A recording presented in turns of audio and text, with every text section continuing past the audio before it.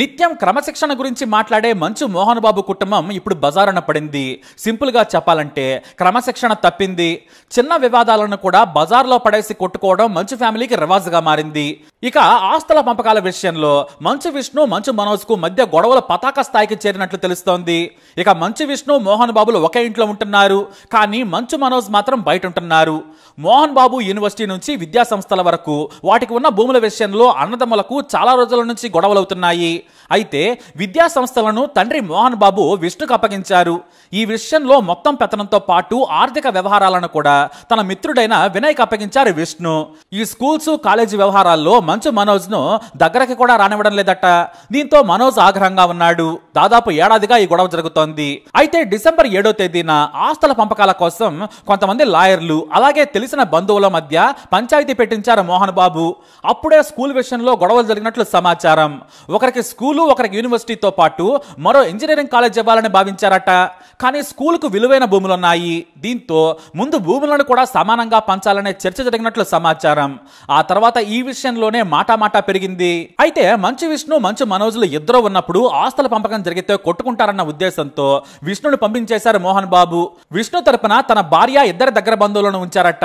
మధ్యవర్తి మోహన్ బాబు. కానీ పెదరాయుడిలా సమానంగా ఆస్తులు పంచాల్సిన మోహన్ బాబు పెద్ద కొడుకు వైపు ఉన్నాడనే కోపం మనోజ్ కు ఉందని తెలుస్తోంది. దీంతో చిన్నరాయుడిలా మనోజ్ తిరగబడ్డాడట. మాటామాటా పెరగడంతో గొడవ జరిగింది. అయితే ప్రతిసారి ఆస్తుల పంపకంలో విష్ణు తరపున వినయ్ జోక్యం చేసుకోవటం మనోజ్కి అసలు నచ్చలేదు. దీంతో అతను బయటకు వెళ్ళమని హెచ్చరించాడట. దీంతో ఆ గొడవ ఇంకా పెరిగి ఒకరినొకరు చొక్కాలు పట్టుకున్నారు. ఆ తర్వాత వినయ్ అనుచరులు మనోజ్ మీద దాడి చేశారు. ఆ సమయంలో మోహన్ బాబు అతని సతీమణితో పాటు మనోజ్, విష్ణు, అత్తగారి వైపు కుటుంబ సభ్యులు కూడా ఉన్నారట.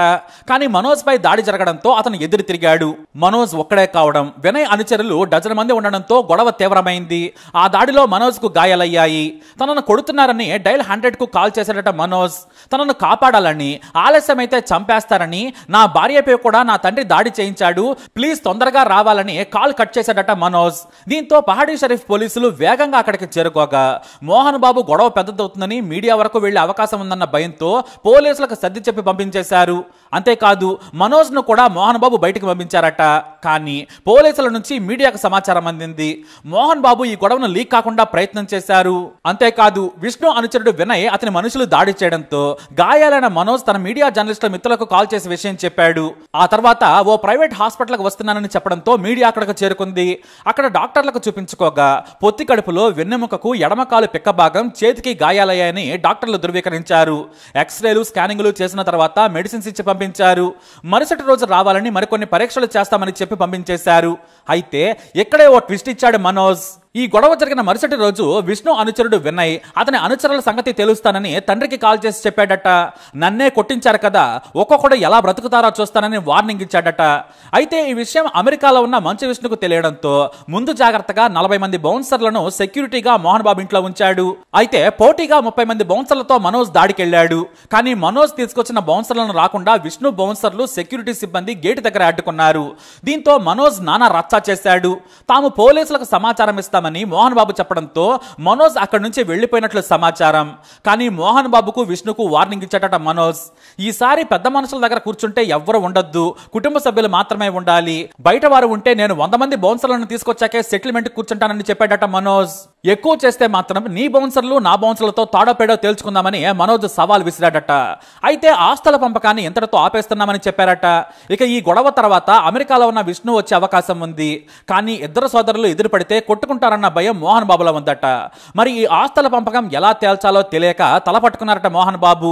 ముందు మీడియాలో వచ్చిన వార్తలన్నీ అబద్ధమని Mohan Babu press note release చేశారు.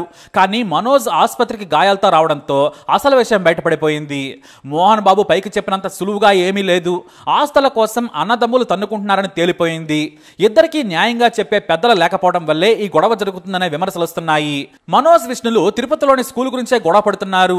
ఏదేమైనా ఈ వివాదం మరింత పెరిగే అవకాశాలు కనిపిస్తున్నాయి. అయితే అందరికీ క్రమశిక్షణ గురించి క్లాసులు పీకే మోహన్ బాబు ముందు తన కుటుంబంలో పిల్లలను కంట్రోల్ చేయలేకపోయారనే విమర్శలు వినిపిస్తున్నాయి. ఇక ఇదిలా ఉంటే మంచు లక్ష్మి కూడా ఈ గొడవలోకి ఇప్పుడు ఇన్వాల్వ్ కాబోతోంది. దీన్ని ఎలాగైనా కూల్ చేసే ప్రయత్నం చేస్తోంది. కానీ ఇక్కడ మోహన్ బాబు అస్సలు తగ్గేలా లేడు. ఎందుకంటే మోహన్ బాబు ట్వీట్ల మీద ట్వీట్లు చేస్తూ ఉన్నారు.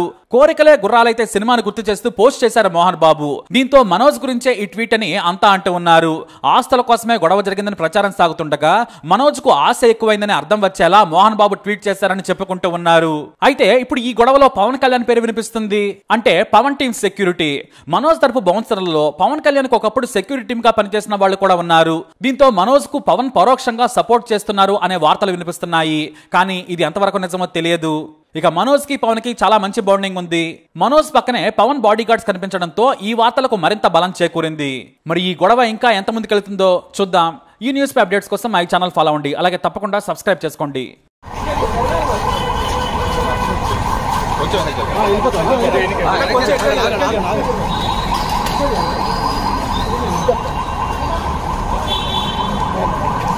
బ్యాక్ వెళ్ళండి. సైడ్ అక్కడ మీరే సైడ్ కవర్ చేసుకోవచ్చు. ఎవరు మాకంటే పక్కరండి సార్, పక్కరండి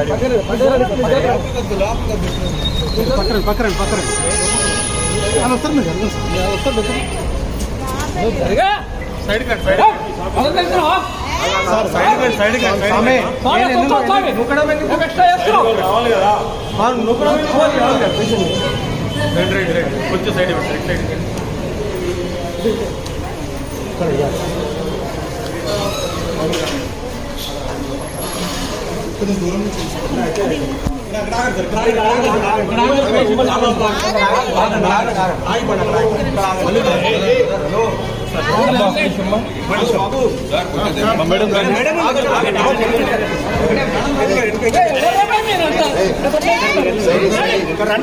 దూరం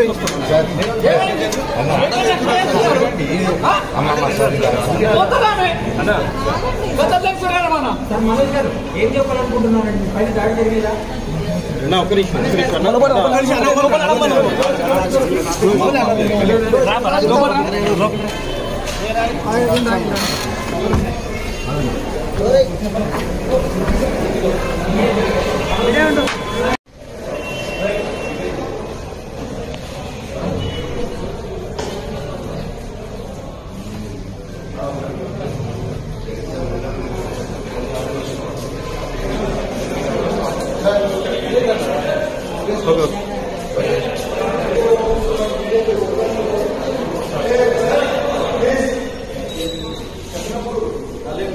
అక్కడికి తీసుకొని ఇంటికి ఒకటే